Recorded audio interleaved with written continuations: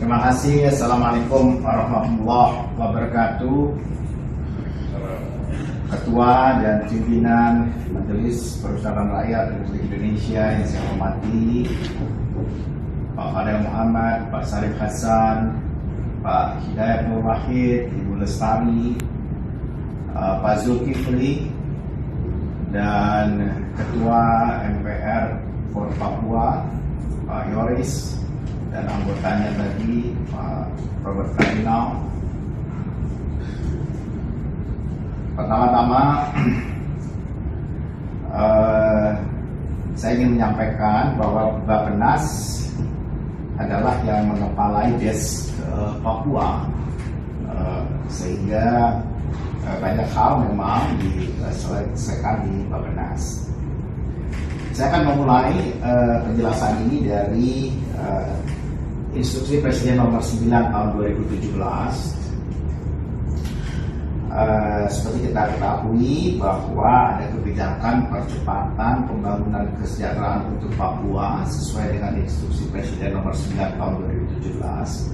Tadi sudah disampaikan oleh Ketua beberapa hal, dan yang saya akan sampaikan adalah beberapa pendekatan yang akan digunakan pada waktu itu. Pertama adalah pendekatan pembangunan berbasis budaya, wilayah adat, dan fokus pada orang asli Papua.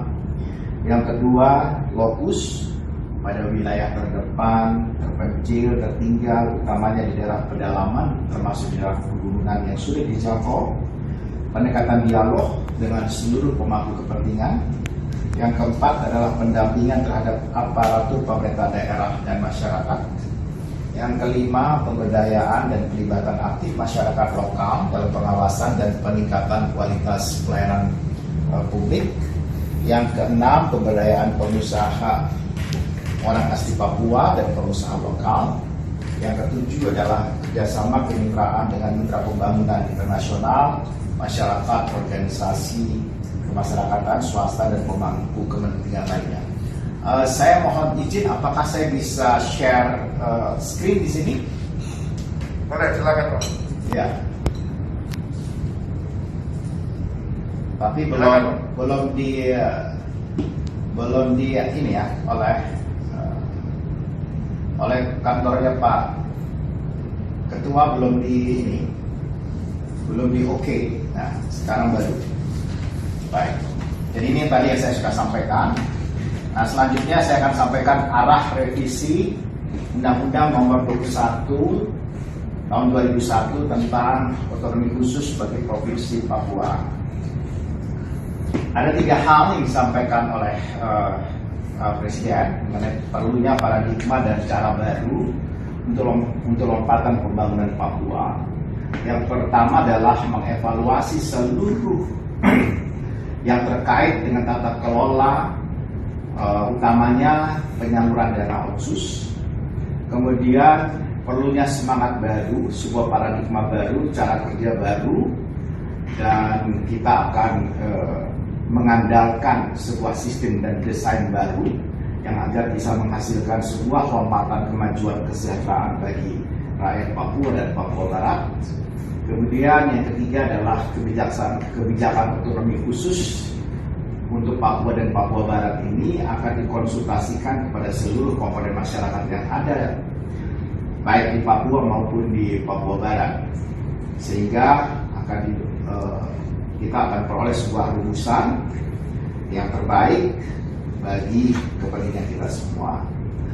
Isu strategis dan evaluasi otonomi khusus yang sering berkembang. Pertama, dana otonomi khusus itu belum tepat sasaran.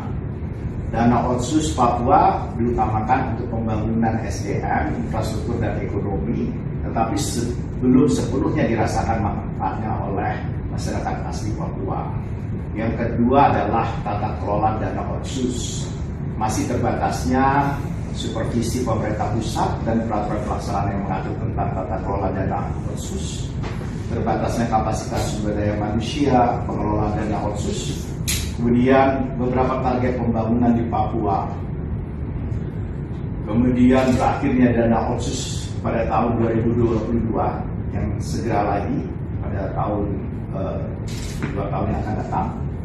Dana otsus 2% dari DAU nasional akan berakhir di tahun ke-20 yaitu tahun 22. Dan realitasnya sekarang 55-60% struktur APBD baik Provinsi Papua maupun Papua Barat itu berasal dari dana otsus. Kemudian tidak adanya grand design dalam pembangunan Papua.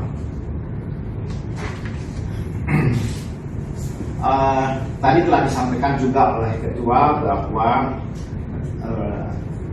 dana otsus yang telah dikucurkan sejak tahun 2002 sampai 2020 adalah sebesar 94,2 triliun. Kemudian juga ada dana tambahan infrastruktur yang mulai dilakukan pada tahun 2006 dan tahun 2008 untuk Papua Barat sebesar 33,9 triliun, sehingga sampai tahun 2020 ini dana yang telah dialokasikan untuk Papua dan Papua Barat ini senilai 128,21 triliun. Dampak capaian makro pembangunan tahun 2015-2019 kita saksikan di sini. IPM tahun 2015 naik untuk Papua ke 60,84, Papua Barat 64,7, kemudian PDRB membaik dari 150,31 triliun menjadi 149 untuk Papua, dan untuk Papua Barat 79,64. Rasio Gini 0,394, untuk Papua dan Papua Barat 0,386, ada perbaikan. Kemudian tingkat pengangguran terbuka menurun, baik di Papua dan di Papua Barat ini di bawah nasional tingkat penganggurannya. Tingkat kemiskinannya memang masih tinggi meskipun telah ada penurunan, yaitu sebesar sekarang 26,55 di Papua dan di Papua Barat masih 21,51. Memang jauh dari rata-rata nasional yang hari ini adalah 9,2%. Arah perubahan Undang-Undang Nomor 21 yang pertama adalah sesuai bunyi pasal 34 ayat 3 huruf C angka 6, sehingga alokasi dana otsus yang akan berakhir pada tahun 2021 ini harus segera dilakukan penyesuaian dan atau perubahan. Kemudian perlunya ada kebutuhan percepatan pembangunan Papua, perlunya keserasian hubungan kewenangan antara pusat, provinsi, kabupaten, kota dalam pembangunan Papua, pentingnya penguatan kapasitas sumber daya manusia dan kelembagaan pemerintahan daerah, kemudian hasil evaluasi pemerintah dan hasil evaluasi Majelis Rakyat Papua tahun 2013 menyimpulkan dana otsus belum menjawab persoalan keadilan, kesejahteraan, rekonsiliasi di tanah Papua. Kemudian yang keenam adalah dinamika dan perkembangan pembangunan Papua selama 20 tahun yang masih menuntut penyesuaian.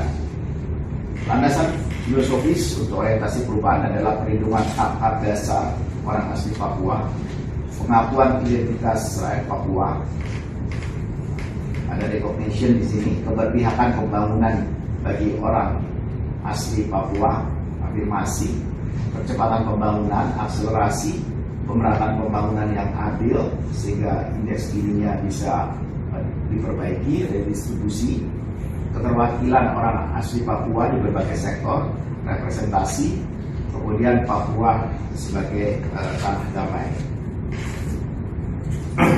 Yang kemudian